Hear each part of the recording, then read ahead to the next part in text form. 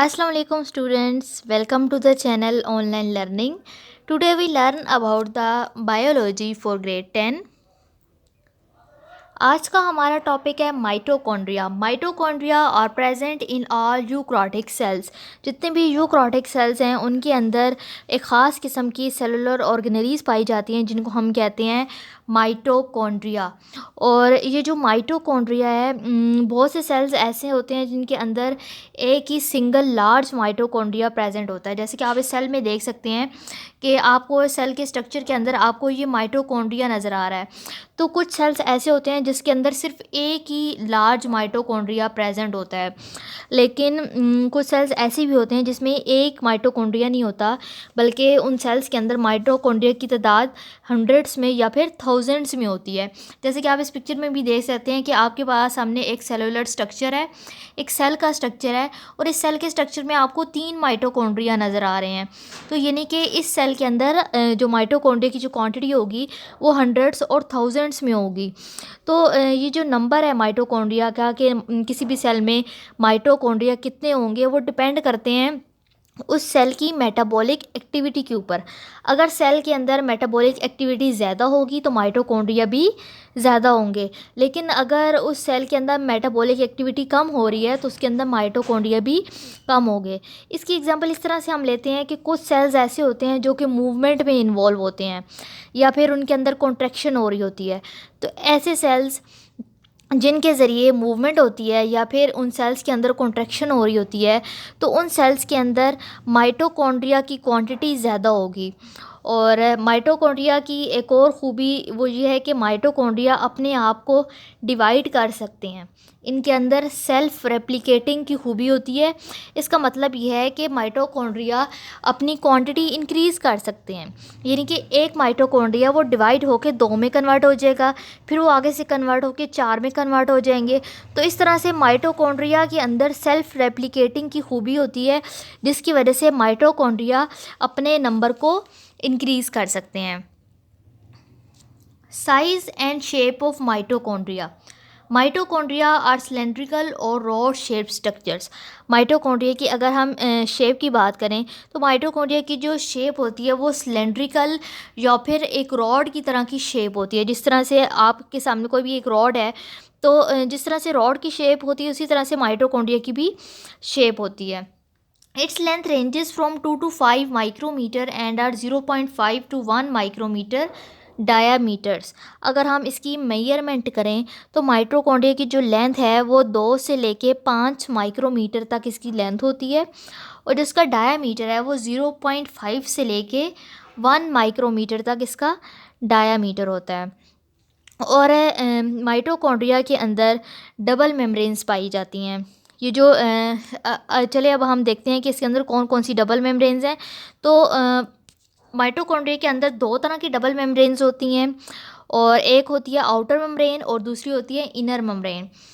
जैसे कि आप इस पिक्चर में देख सकते हैं कि ये हमारे सामने ये आउटर मेम्ब्रेन है। ये जो बाहर वाले पोर्शन है इसको हम कहते हैं आउटर मेम्ब्रेन, और ये जो अंदर आपको फोल्डेड फॉर्म में आपको नज़र आ रही है ये है इनर मेम्ब्रेन।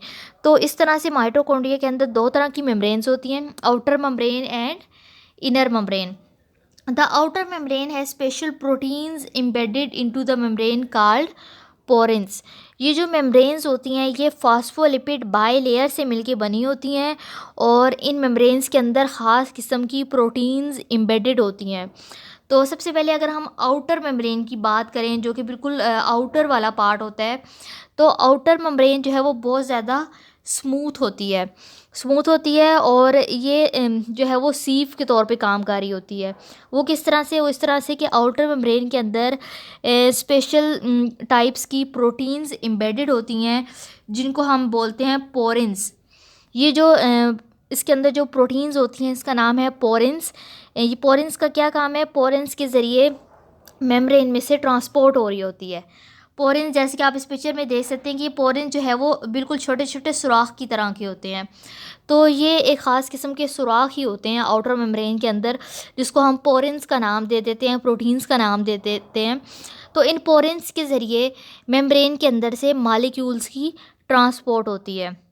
पिरियंस जो क्या करते हैं, पिरियंस जो हैं फ्री मूवमेंट करते हैं मॉलिक्यूल्स की, और मॉलिक्यूल्स की मूवमेंट होती है तो तभी वो बाहर से जो है वो अंदर इंटर मेम्ब्रेन स्पेस यानी कि मेम्ब्रेन्स के दरमियान जो जगह होती है उस जगह पर मॉलिक्यूल्स की मूवमेंट हो सकती है। The inner membrane is folded inwards, these folds are called cristae. तो मेम्ब्रेन जो आपने देखा कि इसमें दो तरह की मेम्ब्रेन्स होती हैं, आउटर और इनर। तो अभी बात हो रही है इनर मेम्ब्रेन की।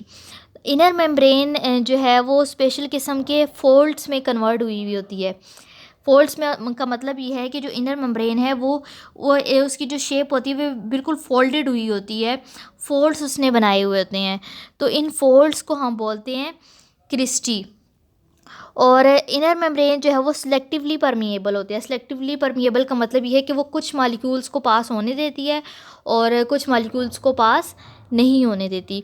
तो जो इनर मेम्ब्रेन है जब वो फोल्ड होके क्रिस्टी की फॉर्म बना लेती है तो इस क्रिस्टी से क्या होता है कि माइटोकॉन्ड्रिया का जो सरफेस एरिया है वो इंक्रीज़ हो जाता है। The inner surface of cristae is furnished with granular structures called stalk particles और F1 पार्टिकल्स। इसके अलावा इनर मेम्ब्रेन जिसको हम क्रिस्टी भी बोलते हैं उसके अंदर एक ख़ास किस्म के स्ट्रक्चर्स पाए जाते हैं। उन स्ट्रक्चर्स को हम कहते हैं स्टॉक पार्टिकल्स और F1 पार्टिकल्स। स्टॉक पार्टिकल्स और F1 पार्टिकल्स क्या होते हैं? स्टॉक पार्टिकल्स और F1 particles actually ATP synthase enzymes होते हैं। ATP सिंथेज इंजाइम यानी कि ऐसे इंजाइम्स जो कि ATP की सिंथेसिस में इन्वॉल्व होते हैं। इसके अलावा इन कॉम्प्लेक्सेस के अंदर जिसको माइटोकॉन्ड्रियल मेम्ब्रेन्स के अंदर और भी बहुत सी चीज़ें पाई जाती हैं जिनके ज़रिए से इलेक्ट्रॉन ट्रांसपोर्ट चेन जो है वो कंटिन्यू हो सकती है। The inner membrane divides the mitochondrion into the two internal compartments. अभी हम इनर मेम्ब्रेन की बात कर रहे हैं तो ये जो इनर मेम्ब्रेन है वो माइटोकॉन्ड्रियन को दो तरह के कंपार्टमेंट्स में डिवाइड कर रही होती है। सबसे पहला कंपार्टमेंट है inter membrane space. Inter membrane space जैसा कि आपको इसके नाम से भी पता चल रहा है कि ये मेम्ब्रेन्स के दरमियान वाले एरिया को कहते हैं, यानी कि दो मेम्ब्रेन्स हैं, आउटर मेम्ब्रेन और इनर मेम्ब्रेन। तो आउटर मेम्ब्रेन और इनर मेम्ब्रेन के दरमियान में जो पोर्शन होगा उसको हम कहते हैं इंटर मेम्ब्रेन स्पेस। इसके अलावा जो सेकंड कंपार्टमेंट जो कि बन रहा है उसको हम कहते हैं माइटोकॉन्ड्रियल मैट्रिक्स। माइटोकॉन्ड्रियल मैट्रिक्स कहते हैं जो कि इनर मेम्ब्रेन के अंदर होता है। अब ये जो पोर्शन जो कि इनर मेम्ब्रेन के अंदर है, इनर मेम्ब्रेन के अंदर वाले पोर्शन को हम माइटोकॉन्ड्रियल मैट्रिक्स कहते हैं। और माइटोकॉन्ड्रियल मैट्रिक्स एक जेली लाइक मटेरियल होता है और इसके अंदर बहुत से सर्कुलर डीएनए भी पाए जाते हैं और बहुत सी आरएनए की टाइप्स पाई जाती हैं। इसके अंदर राइबोसोम्स होते हैं और इसके अलावा डिफरेंट तरह के इंजाइम्स पाए जाते हैं इस मैट्रिक्स के अंदर। तो इन कंपोनेंट्स की प्रेजेंस जो है वो ये बात इंडिकेट करती है कि माइटोकॉन्ड्रिया का अपना एक जेनेटिक सिस्टम होता है। क्योंकि देखें माइटोकॉन्ड्रिया के अंदर हर चीज़ है, डीएनए भी है, आरएनए भी है, राइबोसोम्स भी हैं, एंजाइम्स भी है। तो ये सारी चीज़ें इस बात को इंडिकेट कर रही हैं कि माइटोकॉन्ड्रिया का एक अपना ही जेनेटिक सिस्टम होता है। इसका मतलब ये है कि वो प्रोटीन्स जो कि माइटोकॉन्ड्रिया को रिक्वायर्ड होती हैं वो माइटोकॉन्ड्रिया की अपनी ही मेटाबॉलिक मशीनरी के ज़रिए बनाई जाती हैं। यानी कि वो माइटोकॉन्ड्रिया ख़ुद ही उन प्रोटीन्स को बनाता है जिन प्रोटीन्स की माइटोकॉन्ड्रिया को ज़रूरत होती है। वो किस तरह से बनाता है? क्योंकि माइटोकॉन्ड्रिया के अंदर राइबोसोम्स होते हैं, तो राइबोसोम्स के ज़रिए माइटोकॉन्ड्रिया प्रोटीन की सिंथेसिस कर सकता है। Functions of mitochondria. माइटोकॉन्ड्रिया का जो सबसे मेन फंक्शन है वो है cellular respiration. Mitochondria cellular respiration में इन्वॉल्व होता है, यानी सेलुलर रिस्पायरेशन जो होती है वो माइटोकॉन्ड्रिया के अंदर होती है। सेलुलर रिस्पायरेशन है क्या? सेलुलर रिस्पायरेशन एक ऐसा मेटाबॉलिक प्रोसेस है जिसके ज़रिए आप ऑक्सीजन से एटीपी बनाते हैं। ऑक्सीजन को यूज़ करके आप एटीपी बना रहे हैं और इसमें जो आप एंजाइम्स जो यूज़ करते हैं वो आपको शुगर्स, फैट्स और भी बहुत से ऑर्गेनिक कंपाउंड से मिल रहे होते हैं। तो इसके लिए जो एंजाइम्स होते हैं जो कैटालाइज करते हैं इस रिएक्शन को, वो एंजाइम्स माइटोकॉन्ड्रिया के मैट्रिक्स के अंदर पाए जाते हैं। और इस तरह से सेलुलर रेस्पायरेशन के जो स्टेप्स हैं, सेलुलर रेस्पायरेशन के स्टेप्स में एक क्रेब्स साइकिल भी एक स्टेप है जो कि माइटोकॉन्ड्रिया के अंदर होता है। इसी तरह से माइटोकॉन्ड्रिया का दूसरा फंक्शन है एटीपी जनरेशन। माइटोकॉन्ड्रिया में कुछ प्रोटीन्स होती हैं जो कि एटीपी की जनरेशन करती हैं और इलेक्ट्रॉन ट्रांसपोर्ट चेन के ज़रिए। तो ये जो प्रोटीन्स हैं वो माइटोकॉन्ड्रिया में इनर मेम्ब्रेन के अंदर पाई जाती हैं और इन प्रोटीन्स के अंदर माइटोकॉन्ड्रिया एटीपी की जनरेशन करता है। नेक्स्ट सेलुलर ऑर्गेनेली जिसके बारे में आज हम पढ़ेंगे वो है plastids. Plastids are found in plant and algal cells and they are necessary for essential life processes like photosynthesis and food storage. Plastids ऐसी सेलुलर ऑर्गेनेलीज हैं जो कि प्लांट्स और अल्जल सेल्स के अंदर पाई जाती हैं और प्लास्टिड जो हैं वो बहुत से लाइफ प्रोसेसेस के अंदर इन्वॉल्व होती हैं जिसमें शामिल है हमारे पास फोटोसिंथेसिस और फूड स्टोरेज। तो फोटोसिंथेसिस और फूड स्टोरेज के मैकेनिज़म्स के अंदर प्लास्टिड जो हैं वो इन्वॉल्व होती हैं। Types of plastids on the basis of presence or absence and types of pigments and stages of development, plastids have been classified into proplastids, leucoplast, chromoplast and chloroplast. Plastids को pigments की presence और absence की base पे, यानी कि उनके अंदर pigments present हैं या फिर नहीं हैं, अगर प्रेजेंट हैं तो वो पिगमेंट्स की कौन सी टाइप्स प्रेजेंट है और प्लास्टिड्स के अंदर कौन सी डेवलपमेंटल स्टेज हो रही है। इन खसूसियात की बेस पर प्लास्टिड्स को 4 तरह की टाइप्स में डिवाइड किया गया है, that are proplastids, leucoplast, chromoplast and chloroplast. तो सबसे पहले हम देखते हैं कि प्रोप्लास्टिड्स कैसे होते हैं। Proplastids are young, immature and developing plastids.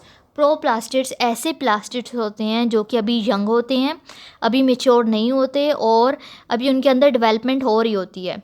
प्रोप्लास्टिड्स के अंदर एक खूबी है, वो खूबी ये है कि वो सेल्फ रेप्लिकेटिंग ऑर्गेनेलीज हैं, यानी कि वो खुद ही रेप्लिकेशन करती हैं, रेप्लिकेशन करके अपनी क्वांटिटी को वो इंक्रीज़ कर सकती हैं।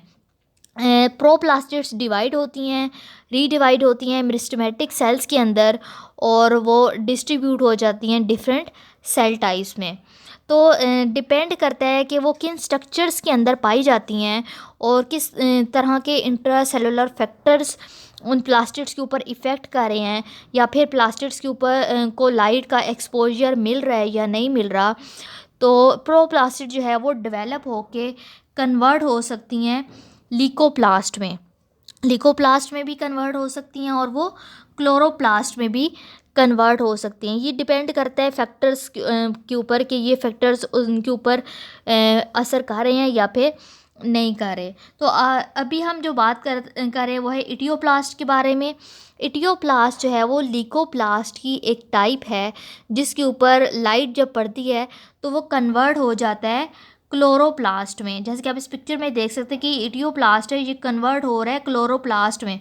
कब कन्वर्ट होगा? जब इसके ऊपर लाइट पड़ेगी, लाइट का एक्सपोजर इसे मिलेगा। इसके अलावा कुछ क्लोरोप्लास्ट ऐसे होते हैं जो कि डेवलप हो जाते हैं आगे से ल्यूकोप्लास्ट में, वो ल्यूकोप्लास्ट में भी कन्वर्ट हो जाते हैं। लेकिन अगर हम कलर्ड प्लास्टिड्स की बात करें जिनको हम क्रोमोप्लास्ट कहते हैं और जो पेटल्स के अंदर पाए जाते हैं वो बिल्कुल टर्मिनली डिफरेंशिएटेड होते हैं, वो किसी और में कन्वर्ट नहीं होते। प्लास्टिड्स की सेकंड टाइप है leucoplast. Leucoplast are found in parenchyma cells of fruit, stem and seeds. Leucoplast ऐसे प्लास्टिड्स हैं जो कि पैरेनकाइमा सेल्स, रूट के, स्टेम और सीड्स के पैरेनकाइमा सेल्स में पाए जाते हैं। और ल्यूकोप्लास्ट जो हैं वो स्टोरेज ऑर्गेनेलीज के तौर पे काम कर रहे होते हैं, यानी कि ल्यूकोप्लास्ट के अंदर बहुत से सब्सटेंसेस उसके अंदर स्टोर हो सकते हैं।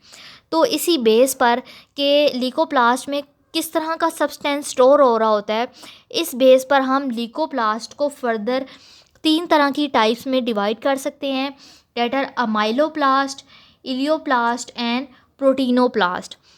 तो सबसे पहले अमाइलोप्लास्ट की बात करें तो अमाइलोप्लास्ट ऐसे प्लास्टिड्स हैं जो कि अपने अंदर स्टार्च को स्टोर करते हैं।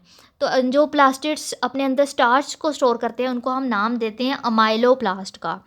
और ऐसे प्लास्टिड जो कि अपने अंदर लिपिड्स को स्टोर करते हैं उनको हम कहते हैं इलियोप्लास्ट। और वो प्लास्टिड जो कि अपने अंदर प्रोटीन्स को स्टोर करते हैं उनको हम नाम देते हैं प्रोटीनोप्लास्ट का। प्लास्टिड्स की थर्ड टाइप है chromoplast. Chromoplast synthesize and store different coloured pigments other than green. Chromoplast ऐसे प्लास्टिड्स होते हैं जो कि सारे कलर सिंथेसाइज करते हैं और सारे कलर्स को स्टोर भी करते हैं सिवाय ग्रीन कलर के। यानी कि ग्रीन के अलावा जितने भी कलर्स हैं वो सारे कलर्स क्रोमोप्लास्ट में सिंथेसाइज भी होंगे, यानी क्रोमोप्लास्ट के अंदर बनेंगे भी और क्रोमोप्लास्ट के अंदर स्टोर भी होंगे। यही रीज़न है कि जो क्रोमोप्लास्ट हैं वो प्लांट के जो कलर्ड पार्ट्स होते हैं, प्लांट के कलर्ड पार्ट्स होते हैं फ्लावर की पेटल्स। तो फ्लावर की जो पेटल्स होती हैं या फिर जो फ्रूट्स की जो वाल्स होती हैं जो कि इंसेक्ट्स को अपनी तरफ अट्रैक्ट कर रहे होते हैं और जिनकी वजह से पोलिनेशन हो रही होती है, तो फ्लावर्स के अंदर और फ्रूट्स के अंदर क्रोमोप्लास्ट पाया जाता है। प्लास्टिड्स की फोर्थ टाइप है chloroplast. Chloroplasts are found in green parts of the plants and act as site of photosynthesis. Chloroplast ऐसे प्लास्टिड्स हैं जो कि प्लांट्स के ग्रीन पार्ट्स में पाए जाते हैं। ग्रीन पार्ट्स में क्या आ जाता है, ग्रीन पार्ट्स में स्टेम और लीव्स आ जाते हैं। तो स्टेम्स और लीव्स के अंदर क्लोरोप्लास्ट जो है वो पाया जाता है और क्लोरोप्लास्ट की मदद से ही फोटोसिंथेसिस का जो प्रोसेस है वो पॉसिबल हो सकता है। I hope students you have gained the concept of mitochondria and plastids. If you like my video, kindly subscribe my channel. Allah Hafiz.